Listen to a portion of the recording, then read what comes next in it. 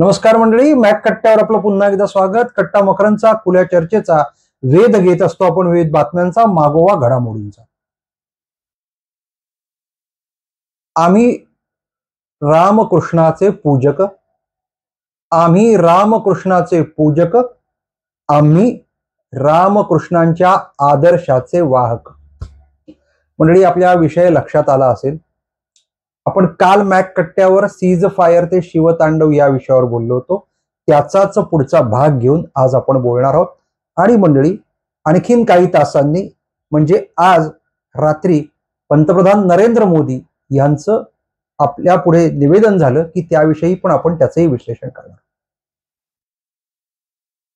आज तिन्ही दलांची, भारतीय सैन्य दलाच्या तिन्ही दलांची संयुक्त पत्रकार परिषद झाली. त्या पत्रकार परिषदेच्या सुरुवातीला याचना नहीं अब रण होगा, संघर्ष बडा भीषण होगा या कवितेच्या काही ओळी सुरुवातीला वाजवण्यात आल्या, लावण्यात आल्या. ती कविता पुरेशी बोलकी आहे, त्याचा अर्थ स्पष्ट आहे. राष्ट्रकवी रामसिंह दिनकर यांची ही कविता आहे. हा जो सगळा संवाद आहे तो कृष्ण शिष्टाईचा आहे. कृष्ण आणि दुर्योधनातला संवाद राष्ट्रकवी दिनकर यांनी मांडलेला आहे.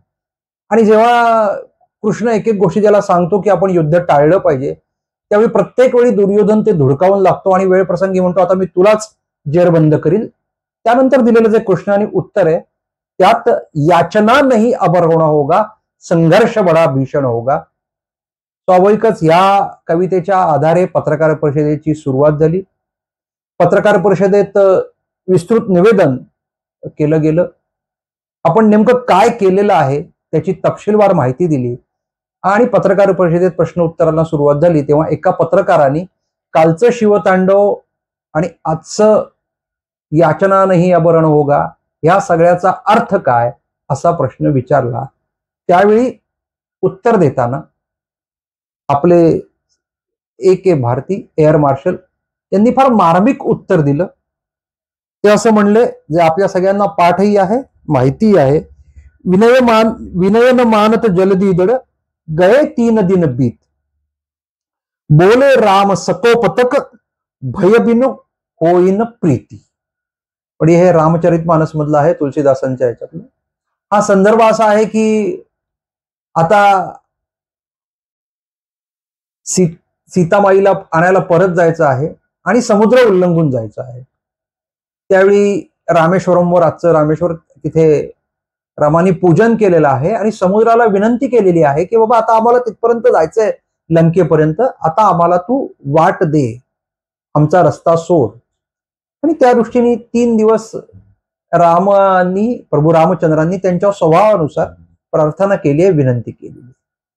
त्यानंतर मात्र 3 दिवस सलग विनंती करून सुद्धा ज्यावेळी समुद्राने रामाचं म्हणणं ऐकलं नाही, त्यावेळी प्रभू रामचंद्र, जे मुळातच शांत, संयमी, विवेकी आहेत, ते कोपलेले आहेत. आणि कोपलेल्या रामचंद्रांनी असं जे म्हटलंय, भयबिनू होईन प्रीत, भीतीशिवाय प्रीती नाही.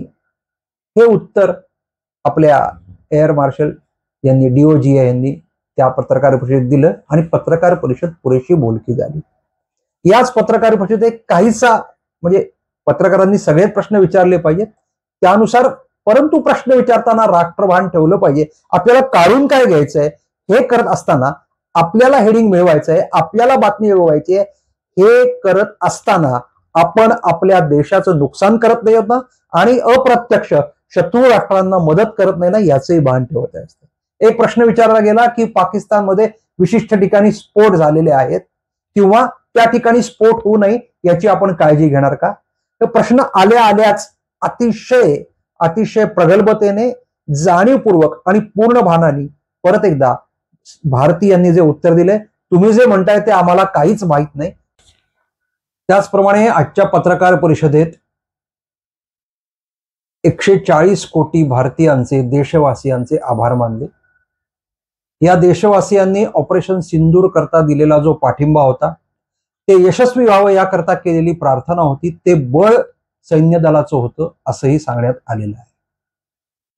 त्यामुळे परत एकदा आजची पत्रकार परिषद ही पुरेशी बोलकी आणि पुरेशी स्पष्ट आहे. शिवतांडव याचना नाही अब रण होगा आणि भय बिन होईन प्रीती, ह्या सगळ्याचा अर्थ पुरेशा स्पष्ट करणारी अशी पत्रकार परिषद आहे. एक आणखीन संदर्भ आजच्या मॅक कट्ट्यावर आपण सगळ्यांनी बातमी वाचली असेल, पाहिली असेल, ऐकली असेल. अमेरिका आणि चीन स्वित्झर्लंड जिनिव्हा येथे चर्चा केली आणि आपसातलं जे ट्रेड फेअर वॉर आहे त्याच्यातनं तोडगा काढण्याकरता ते पुढे आले. तोडगा काढलेला आहे, त्याची अधिक माहिती लवकर मिळेल याच्या प्रकारचं निवेदन प्रसृत करण्यात आलेलं आहे. दोन महासत्ता आहेत आणि दोघांनाही असं वाटतं जग आपल्या ताब्यात राहावं. एक क्रॉनिक कॅपिटलिझमचं उदाहरण आहे भांडवलशाहीचं. मुक्त अर्थव्यवस्था पण भांडवलशाही निश्चित, कारण अमेरिकेला जगाच्या अर्थकारण नियंत्रित करायचंय. विविध जे देश आहेत त्या देशांचं अर्थकारण त्यांना ठरवायचं आहे. देशात राजवट, राजकीय पक्ष, विचारधारा कोणतीही असो, पण अर्थकारण आपण ठरवूया, आम्ही ठरवू अशी भूमिका आहे. तर दुसरीकडे चीन हा साम्राज्यवादी आहे, भूभागच गिळंकृत करायचा आहे. असं असून सुद्धा, मतभेद असून सुद्धा हे दोघही महासत्ता, अमेरिका जागतिकदृष्ट्या मोठी 1 नंबरची अर्थव्यवस्था, चीन जागतिकदृष्ट्या 2 नंबरची आहे, एकत्र येणं हाही एक पण संकेत समजून घेतला. त्यामुळे जगाच्या पटलावर आंतरराष्ट्रीय राजकारणात घडणाऱ्या घडामोडी यांचाही वेध घेणं तितकंच महत्वाचं आहे. आणि म्हणून असे जे सगळे महासत्ता आणि महत्वाकांक्षी देश आहेत त्यांना पाकिस्तान हवंय, त्यांच्या टर्म्स कंडिशनवर पाकिस्तान हवंय. आमच्याकडे या, आम्ही तुम्हाला मदत करू, आमच्या समोर गुडघे टेकवा, अशी ह्या देशांची मानसिकता आहे. कारण पाकिस्तान सारखा देश भारताच्या शेजारी राहणं ही त्यांची गरज आहे. तरच भारताच्या प्रगतीत अडथळा निर्माण करता येईल. आणि म्हणून जम्मू काश्मीर मधला फुटीरतावाद 71चं युद्ध हरल्यानंतरचा, त्यात पॅटर्न गडकरी अमेरिकेचे होते, तेही नस्तनाबूत केले होते. त्यानंतर पंजाब मधला खालिस्तानी दहशतवाद, पूर्वांचलातला एक जो वेगळ्या प्रकारचा फुटीरतावाद आहे तो वाद, नक्षलिझम, हे जे सगळे संदर्भ आहेत ते जागतिक आंतरराष्ट्रीय राजकारणाचे आहेत, एका महत्वाकांक्षापोटी आहेत. या पार्श्वभूमीवर भारत म्हणून आपल्याला उभं राहायचंय, सिद्ध करायचंय.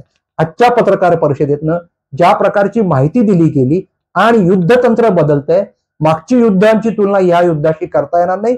पुढे जर चुकून युद्ध झालं तर तेही नवं असेल, याबाबतही पुरेशी स्पष्टता दिलेली आहे.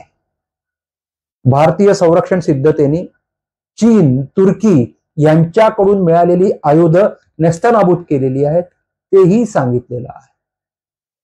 मंडळी, हे सगळे संदर्भ ऑपरेशन सिंदूरच्या निमित्ताने आपण लक्षात घेतले पाहिजेत.